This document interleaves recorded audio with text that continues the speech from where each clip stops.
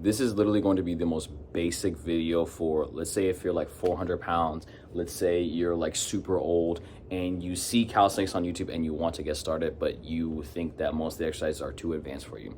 I got you. Only legit need 4 exercises that will set you up as a good baseline in order for you to do all the crazy moves. You do these exercises, and these are the exercises that I did to help me get my planche, handstand push-up, front lever pull-ups.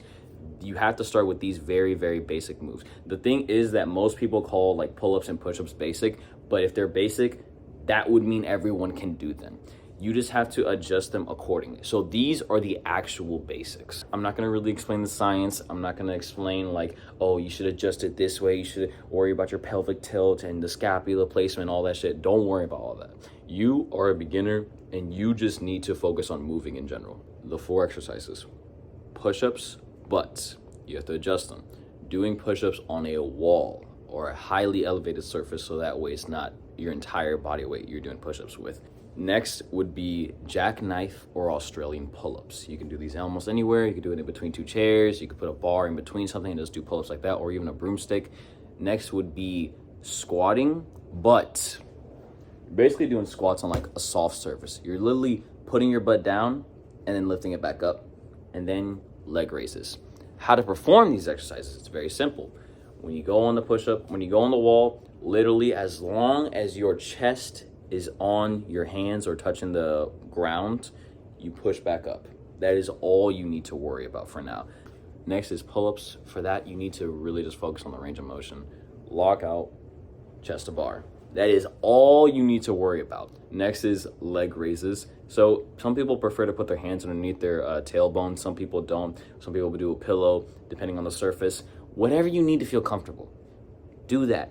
Next is your air squats. So bending your knees, going past 90 as much as possible, sitting down on a comfortable surface, and then if you need, use your hands to help you push yourself up and then go back down. The rep range, very simple. You only need to focus on doing it for time. The reason being is because since you're a beginner, you don't really need to like hyper optimize the workout routine to be like, oh, I need to do 3 sets of 12 reps. I need to do a pause at the bottom. No. Only thing you need to worry about, and I'm breaking this down so literally anybody can do this. Go all the way up, all the way down. That's it. In every single exercise, as much as you can that your joints will allow you to. Then you do that for time instead of reps. 30 seconds to a minute straight. Why is it so long? It's because the exercise is so easy and you can adjust it on the fly. So if the push-ups are too hard, you can literally take a step forward and do even less and continue pushing.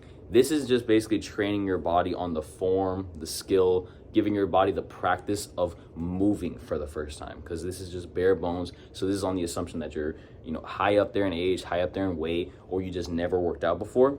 This is the perfect exercise for you because you can adjust it to your strength level. And even me, after 7 years of calisthenics, I can do planche push-ups, one-arm muscle-ups, all the crazy fun stuff.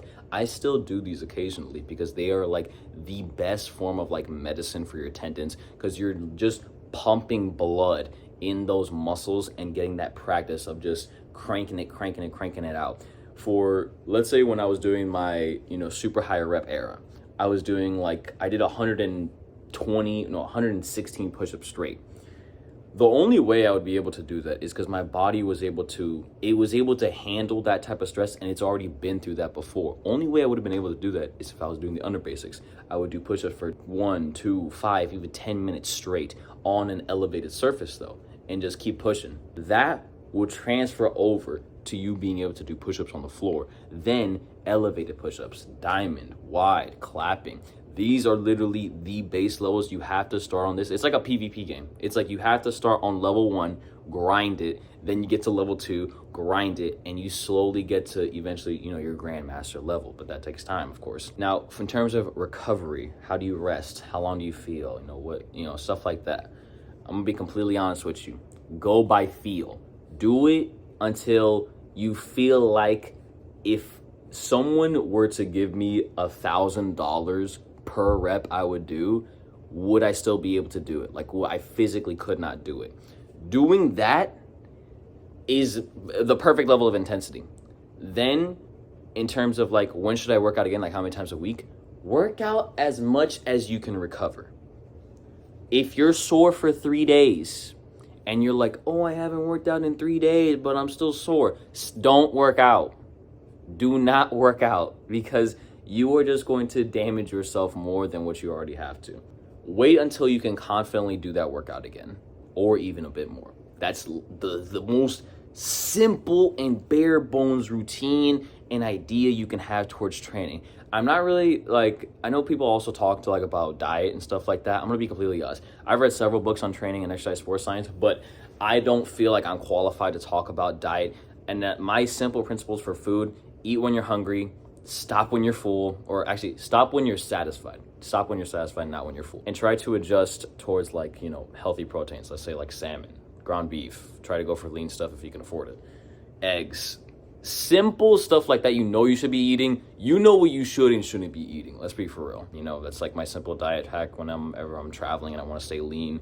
Portion, protein, plant, try to get some type of like green in there, try to get some protein like a chicken. So like literally go to a fucking McDonald's, like get a chicken sandwich. Like, okay, I got my portion. I mean, you know, I'm probably gonna get the small fries instead of the large fries. And then I'll get, you know, my protein from the chicken and my greens from the lettuce.